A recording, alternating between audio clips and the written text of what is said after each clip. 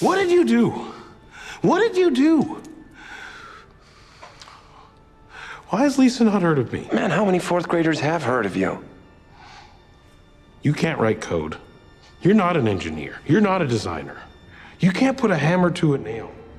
I built the circuit board. The graphical interface was stolen from Xerox PARC. Jeff Raskin was the leader of the Mac team before you threw him off his own project.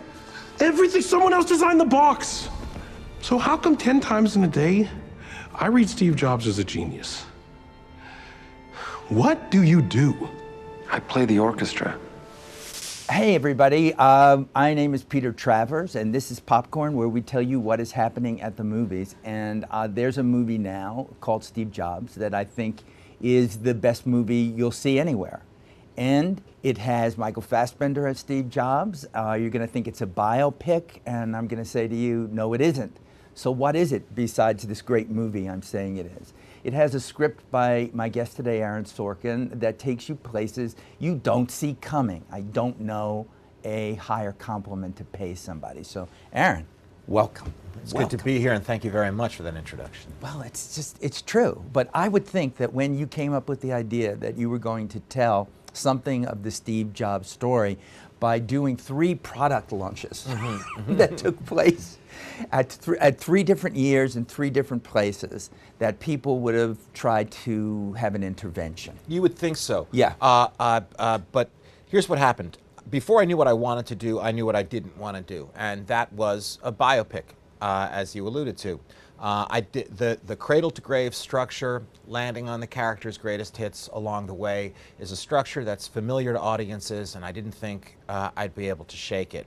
So after about a year's worth of research, which involved mostly spending a lot of time with all the real people who were represented in the film, obviously with the exception of Steve, who had passed away at the time, as well as several dozen others who aren't represented in the film, I came up with this idea to have the entire movie be 3 scenes, all of them in real time, all of them taking place backstage in the moments leading up to a product launch. But I didn't think there was any chance that the studio would let me do that. And we had, this was the same group of people with whom I had just done The Social Network and then Moneyball, so I had some goodwill in the bank, and I'm just grateful that they had confidence in me and confidence in the idea, and they said, go ahead and try that, and we did. Of course, if you're going to build a movie entirely out of dialogue, you need a visual master like Danny Boyle to come in and give it visual interest, and to come in and get great performances out of a great cast of actors, both of which he did in spades. One of the things that gets me is that you've chosen in these product launches to have the characters in his life approach him. There's no way we know that they were there at any of those product launches? Sure, and I think that that's what, I think that the movie pretty early on announces itself as something impressionistic, as a painting rather than a photograph. Obviously, it's unlikely that a half hour before each product launch, all of these, the most important people, the people with whom he has these intense conflicts, would all present themselves to him to continue the conflict 4 years later, 10 years later. That's something that you do with art. And when you're choosing it, why did you choose that? Why did you say 1998 would be when I finished with it? I chose 1984, where he introduced the Mac, because at that time, Lisa, his eldest daughter, was 5 years old, and he was still denying paternity of her, and I wanted us to start there. Also, the Mac was really the first product out of Apple that was entirely Steve's, or he believed was entirely Steve's, and it failed. Act 2 is next, which is The King in Exile. He's left Apple. Either he was fired or he quit, depending on who you talk to and depending on how you interpret the scenes that we show you. And then Act 3 is The King returning. You said once, when I'm writing about somebody who's a real person and it's in this world, that you can't judge them that way, that you need to defend and identify with them in some way. How do you defend and identify with Steve Jobs? The thing about Steve I found that was like me was that when I write something, I find that my identity is wrapped up in it. And if the director or the producer wants me to change this line to that line, it's very personal to me. I live and die with these things. So I can identify with that part of Steve. I can identify with Steve's insistence that these things be what they call closed end to end, that you not be able to alter it, add on to it, open it up, and play with it. Whenever I hear about movies being interactive, that you can throw a Few Good Men on and rewrite this scene and change that and put yourself in the courtroom. You think what a great idea. I think I want to die. That can't be allowed.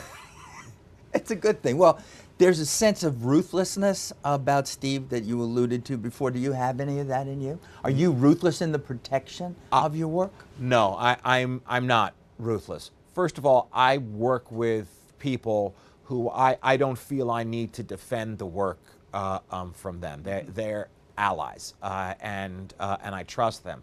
So if Danny Boyle, if Scott Rudin, if Michael Fassbender, if Kate Winslet are talking to me about a scene, I really want to hear what they have to say. These are very smart people, and there comes a point in the writing process when you do want fresh eyes on it. And these are the people I listen to. You have to tune out the other voices, but these are the people I listen to. So there's no need to be ruthless. And temperamentally, I just don't have it in me either. You don't kick things, throw things. What is you, Aaron Sorkin, angry? What's it like? I'm very angry right now. Really? That's it. That's it. I'm furious. But I'm keeping it all inside. It's not a listen. I work in whether it's a play, a movie, a television series. It's a collaborative art form, and I'm one of the leaders there. So I'm all about. I like morale. Well, no, that's a good thing in the process of doing it. When the shouting I do is to say, yes! Wow, that was fantastic. That's just the best. Let's do it again. And then I'll such a non-Hollywood turn to the director and say, you've got to get him to not smile. If he smiles, I'm going to go out of my mind. So just get him to not smile. You're doing great. See, that I can believe. Yeah. This is what happens. So do these actors sometimes surprise you despite the fact that you've written the words that are in their mouths? Always. Always. In a good way? In a good way, Aaron? In a great way. In a great way. There's always a moment of fantastic surprise. One example that may not even mean anything, but I just happened to be thinking about it as I was going to sleep last night. There's a scene in the third act between Michael Fassbender and Seth Rogen, Steve Jobs and Steve Wozniak, and that it's pitched very high. They're having a fight that's been going on for 19 years now, and this is the climax of it. And Steve has the line to Wozniak, as a matter of fact, the Apple II nearly destroyed me with its slots so that hackers and hobbyists could build ham radios or something. That's the line that I wrote. Here's Michael's delivery of the line. It's exactly the same. As a matter of fact, the Apple II nearly destroyed me with its slots so that hackers and hobbyists could build ham radios or something. And that little beat in there, and Michael is so in the moment. My way was the theatrical way of doing it. My way was the way I actually said it out loud when I was writing it. His way, I'm just telling you, it radiates from the screen. He is in the moment. And it's moments like that that are a delightful surprise. When you were doing that Michael Fassbender thing, it reminds me again of your beginnings, which was you wanted to be an actor. And were? Well, I wanted to be, wasn't really. When I was little, when I was a kid, I wanted to be an actor, and I was in all the school plays and community theater stuff. And then I went to college and got my degree in theater. But I realized by my senior year that all those years, and I'd taken acting classes in New York at Circle in the Square, that all those years when my friends were learning how to act, I was learning something else. I was learning what a play was. And that what I really loved was storytelling. What I really loved was dialogue. My parents had taken me to see plays starting from when I was very young, and they would oftentimes take me to see plays that I was too young to understand. You know, Who's Afraid of Virginia Woolf when I was 9 years old, that kind of I thing. see no problem. But I loved the sound of dialogue. I didn't understand what was going on stage, but I loved the sound of dialogue. It sounded like music to me, and I wanted to imitate that sound.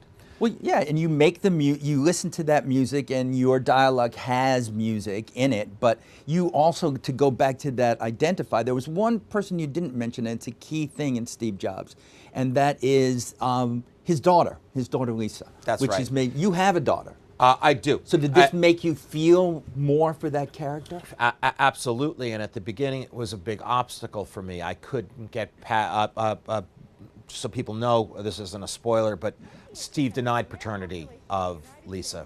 And that, and even his subsequent treatment, I'm a little uncomfortable talking about somebody else's parenting, that was a big obstacle for me. It was hard for me to get past that. How was I going to talk about the Macintosh or anything else when that was standing in the way? That was all I cared about.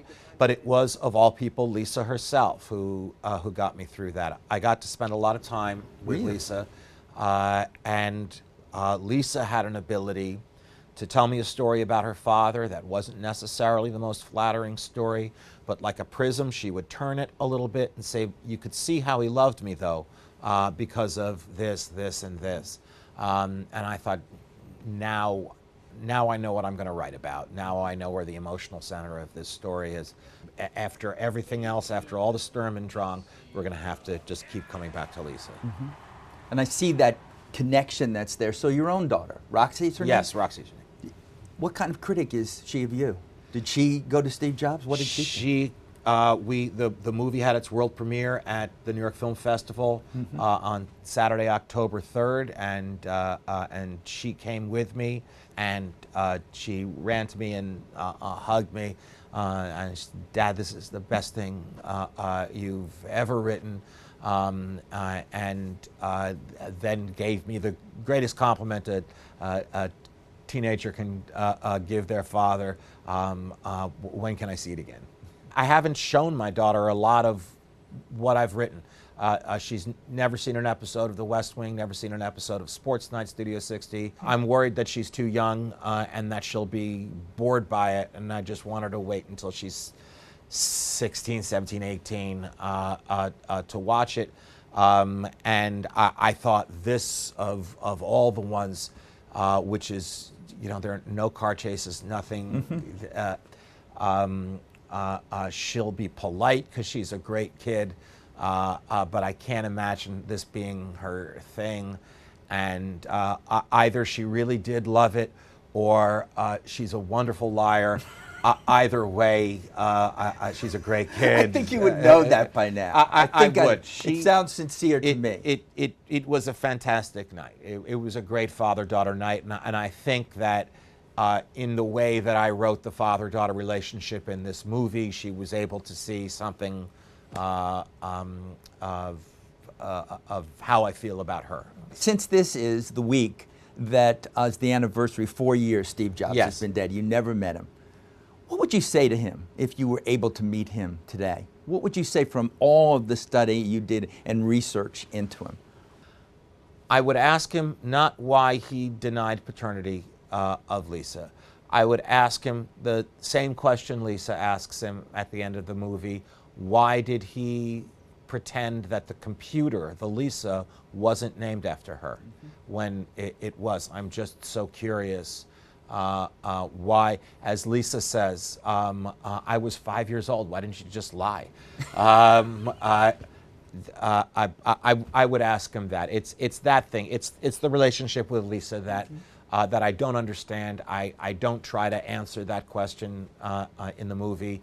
I let you argue about it in the parking lot. Yeah, we all have our feelings about Yeah, it. Yeah. but that's what I would ask. Yeah, that's good. All right, well, we always end the show. It's the first time you've been on this show. So it always ends in song. And I've never had anyone here who had actually studied musical theater. Yeah, what's going to happen no, now? No, it could just be a little snippet of I hear once, maybe this is wrong, you look up things about people, that you delivered singing telegrams. I delivered singing telegrams for And the that you Witty would- Ditty Singing Telegram Company. I don't remember. The Witty Ditty? It was the Witty Ditty Singing Telegram Company, where we had the red and white striped jacket and the straw hat, and you had to walk into fancy restaurants with a thing of balloons and a kazoo. It's an and image sing a I song. just don't have of you. It's like, please. It's obviously it's a dignity swallowing Yes. Which is situation. why I but asked for it. You needed the $22 Yes. to buy food. I like how you're holding this thing. and You don't pay the remember rent. any short singing You know what? I don't. Maybe I have PTSD about it, but what about Gilbert and Sullivan? I know a lot of. Just a little bit of that would. Sure. Well, I am the very model of a modern major general. I have information, vegetable, animal, and mineral. Is that enough? It's enough, and I think it's perfect. Don't you have that actor still in you? That person that wants to. If someone said to me, "We want you to play the Pirate King in the Pirates of Penzance," I'd say yes. You'd say yes. Yeah. All right, you hear that, people. Aaron, thank you so much. Thanks very much, Peter. I appreciate it. That's great.